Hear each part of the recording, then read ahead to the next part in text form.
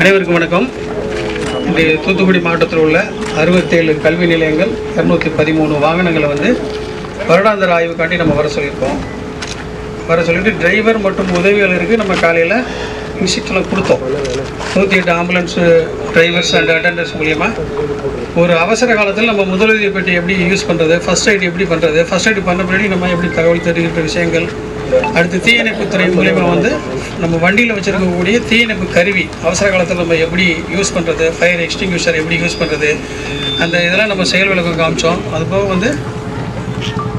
ஒரு வண்டி எடுக்கிறதுக்கு முன்னாடி நம்ம என்ன செய்யணும், வண்டி ஓட்டும் போது என்ன செய்யணும், வண்டி நிப்பாட்டும் போது என்ன செய்யணும், குழந்தைகள் இருந்தால் நம்ம எப்படி அந்த கேமராவை எப்படி யூஸ் பண்ணுறது, அந்த ஜிபிஎஸ்ஸு வேக கட்டுப்பாட்டு கருவி விஷயமெல்லாம் நம்ம சொல்லிக் கொடுத்தோம். அது விஷயம் இல்லாமல் குட் சமரிட்டான் பற்றி என்ன சொல்லிக் கொடுத்தோம்,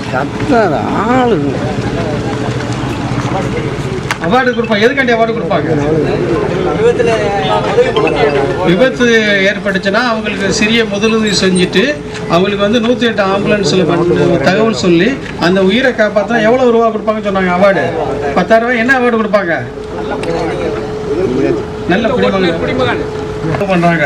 நம்ம ஒரு நல்ல டிரைவராக இருந்தால் விபத்துக்களை குறைச்சிட்டு நம்ம என்ன செய்யலாம், விபத்துக்களை குறைச்சோம்னா என்னாக நம்ம இந்தியா சீக்கிரம் வல்லரசாகி ஒரு உயர்ந்த நிலைக்கு போகும். அவன் சென்சார் இருக்கா, பின்னாடி ஒரு உருவமோ ஒரு பொருளாக இருந்தால் நமக்கு என்ன செய்யும், சவுண்டு கொடுத்து நம்ம என்ன செய்யணும், அலர்ட்டாக இருந்துட்டு பின்னாடி என்ன பொருள் இருக்குன்றத பார்த்துட்டு நம்ம ரிவர்ஸ் எடுக்கணும். ஒரு விபத்தில்லாத சமுதாயத்தை, விபத்தில்லாத மாணவர் இயக்கத்தை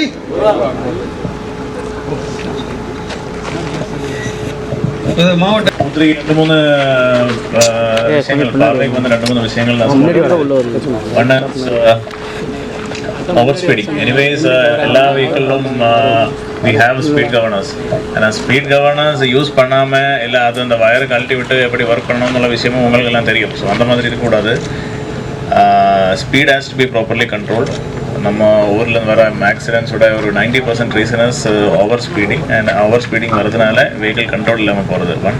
செகண்டு, ஸ்பீடிங் அதிகமாகும்போது உங்களோட ரெஸ்பான்ஸ் டைம் மேலே அந்த வெஹிக்கிள்ஸை ஸ்டாப் பண்ண முடியாது. ஸோ அதாவது வெஹிக்கிள் ஆப்போசிட் ராங் சைடில் வருது இல்லை யாராவது ரோஸ் பண்ணுறாங்க அப்படின்னா நிறைய ஆக்சிடென்ட்ஸ் வரும்.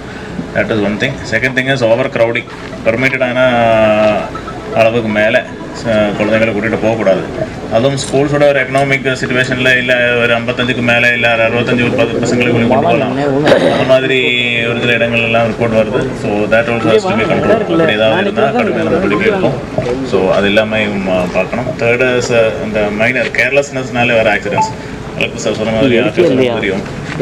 நீங்கள் பேக் ரிவர்ஸ் எடுக்கும்போது மிரரில் வருதா, அப்புறம் பேக் சைடு கம்ப்ளீட்லி பிளைண்ட் ஸ்போர்ட்ஸில் யாராவது வருதா, ஏன்னா குழந்தைங்க ஹைட்டு கம்மியாக தான் இருக்கும்.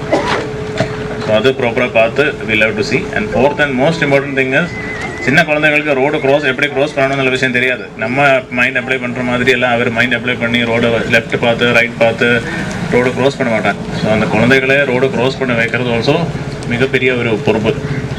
ஸோ அந்த மேட்டர்லாம் கொஞ்சம் கவனம் வேணும். அதர்வைஸ் டிராஃபிக் ரூல்ஸ் எல்லாம் வயலேட் பண்ணாமல் டிராஃபிக் ரூல்ஸ் எல்லாம் ஒபே பண்ணி குழந்தைகளுக்கு ஒரு மாடலாக நம்ம வெஹிக்கிள்ஸும் நம்ம டிரைவிங் சிஸ்டமும் நம்ம பிஹேவியர்ஸும் அணுகுமுறையெல்லாம் இருக்கிற மாதிரி பாருங்கள். தேங்க்யூ. ஆண்டாய்வுக்கு வரக்கூடிய அனைத்து ஓட்டுநர்கள் மற்றும் அந்த நடத்துனர்களுக்கு எனது காலை வணக்கம். நீங்கள் ரொம்ப ஒரு முக்கியமான ரொம்ப கிரிட்டிக்கலான ஒரு வேலை பார்க்குறீங்க.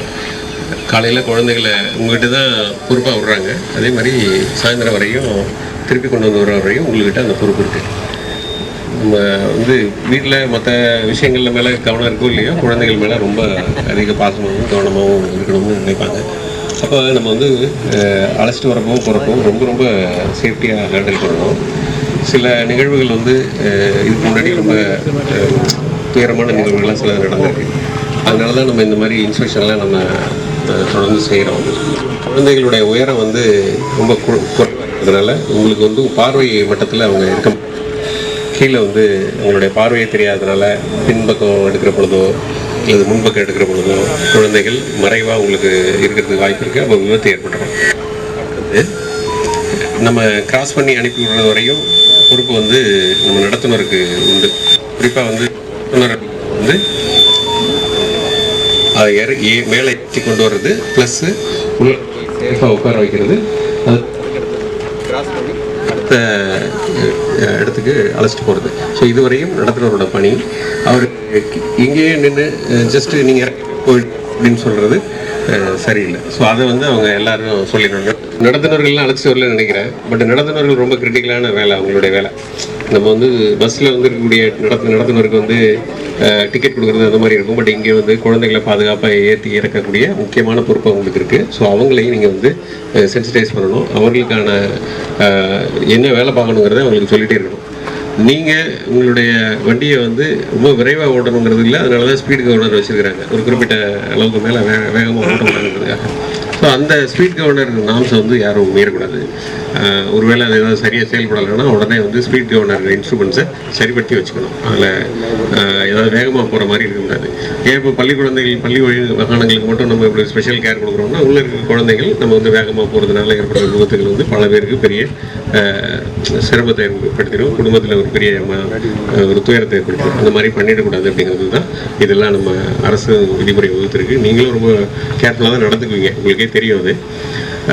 இதனால் இந்த பாதுகாப்பு ஏற்பாடுகள், குறிப்பாக வந்து ஃப்ரண்ட் கேமரா, பேக் கேமரா, சைடில் போகிறதுல இருக்கக்கூடிய நடைமுறைகள், வேக கட்டுப்பாடு, ப்ளஸ் உள்ளே உட்காந்துருக்கிற சீட்ஸில் இருக்கக்கூடிய பழுது இல்லாமல் இருக்கிறது, ஸோ கீழே இருக்கக்கூடிய இந்த ஃப்ளோர் வந்து எந்த விதமான சிக்கல் இல்லாமல் இருக்கிறது, பிரேக் டவுன் ஆயிடுச்சு இல்லை அவ்வப்பொழுது மெயின்டைன் பண்ணி வச்சுக்கிறது, இது மாதிரி எல்லா விஷயங்களும் தொடர்ந்து செய்யணும்.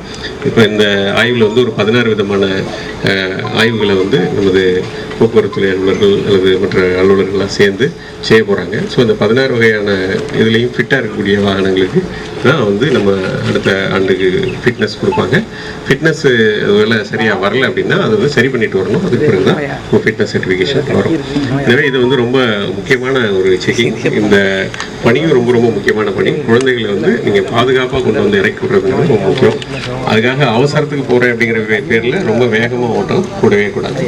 பிற வாகனங்கள் வந்து வேகமாக வந்தாலும், ஸோ பிற வாகனங்கள் வேகமாக வந்தாலும் நீங்கள் வந்து வேகமாக போகவே கூடாது. எல்லா வாகனத்திலும் ஒரு பெண் உதவியாளர் வந்து கண்டிப்பாக இருக்கணும்.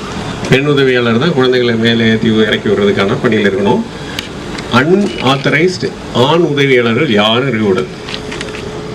அப்படி இருந்துச்சுன்னா அது மேலே கடுமையாக நடவடிக்கை எடுப்போம். அந்த பள்ளியினுடைய வாகனத்து மேலேயும் பள்ளி மேலேயும் கடுமையாக நடவடிக்கை எடுப்போம். ஏன்னா சில விரும்பத்தகாத நிகழ்வுகளில் இந்த மாதிரி அன்ஆத்தரைஸாக இருக்கக்கூடிய ஆண் உதவியாளர்கள் இவங்க லீவ் போட்டாங்க அப்படின்னா அதுக்கு பதிலாக அன்றைக்கி யாராவது ஒருத்தரை ஏற்றிட்டு போகிறது, இந்த மாதிரி நிகழ்வுகள் பண்ணக்கூடாது. இன்னொரு பெண் உதவியாளர் தான் நடத்துவராக ஏற்றிட்டு போகணும். அதில் எந்த காம்ப்ரமைஸும் பண்ணாதீங்க.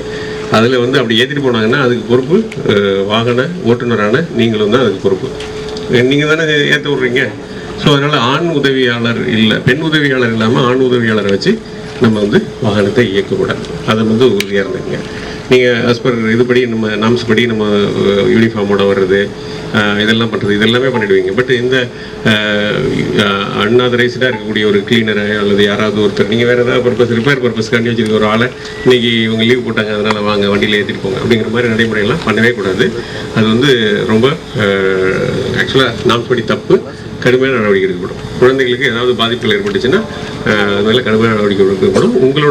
நீங்கள் தான் அந்த பஸ்ஸோடைய ஓட்டுநராக இருக்கீங்க, நீங்கள் தான் கண்ட்ரோல் பண்ணுறீங்க. அப்போ உங்களுக்கு அனுமதி இல்லாமல் யாராவது ஒருத்தர் வந்து அதுக்குள்ளே வந்து ஓட்டிகிட்டு போகிறதுக்கு வாய்ப்பு இல்லை. நீங்களும் யாராவது சம்மந்தம் இல்லாத நபர்களை வழியில் போகிறப்போ ஏற்றிட்டு போகிறதோ அல்லது இது பண்ணுறதோ அதெல்லாம் பண்ணவே கூடாது. ஸோ யார் அந்த பள்ளியில் குழந்தைங்க படிக்கிறாங்களோ அவங்க மட்டும் தான் போகணும். ப்ளஸ் ஆத்தரைஸ் உதவியாளர்கள்லாம் போகணும். எனக்கு தெரிஞ்சவர் அதனால் வண்டியில் வர்றாரு, நான் கொஞ்சம் அங்கே போய் இறக்கி விட்றேன், லிஃப்ட் கொடுக்குறது, இந்த மாதிரி வேலையெல்லாம் பண்ணக்கூடாது. ஸோ நம்ம இதுவரை நடைபெற்றிருக்கக்கூடிய தவறுகளை எல்லாம் பார்க்குற பொழுது அன்ஆத்தரைஸ்டாக இருக்கக்கூடிய ஆட்கள்னால தான் இந்த தவறுகள்லாம் ஏற்படுது. அந்த தவறுகளை முற்றிலும் தவிர்க்கணும். அந்த மாதிரி இதுவே பண்ணக்கூடாது. குழந்தைகளை வந்து ஹேண்டில் பண்ணுற பொழுது நம்மளுக்கு என்ன நாம்ஸ் சொல்லியிருக்கோ அதுபடி பண்ணணும். இப்போ இல்லைன்னா கம்ப்ளீட்டாக அந்த இது மேலே கிரிமினல் ஆக்ஷன் எடுத்து அந்த வாகனம் உட்பட எல்லாத்தையும் இம்பவுண்ட் பண்ணி தூக்கி வச்சிருவோம். அப்புறம் எல்லாருக்கும் அது சிரமமாகி போயிடும். அது மாதிரி பண்ண வேணாம். ஸோ இதை வந்து நீங்கள் நிர்வாகத்துக்கிட்ட, அதாவது உங்களுடைய பள்ளி நிர்வாகத்திட்ட கரெக்டாக சொல்லிவிடுங்க. ஸோ இது மாதிரி அன்ஆத்தரைஸ்டு ஆண் உதவியாளர் இருந்தாங்கன்னா அதனால் பண்ண முடியாது. நீங்கள் வந்து பள்ளிக்கூடத்துலேருந்து ஒரு பெண் உதவியாளரை அனுப்பி வைங்க.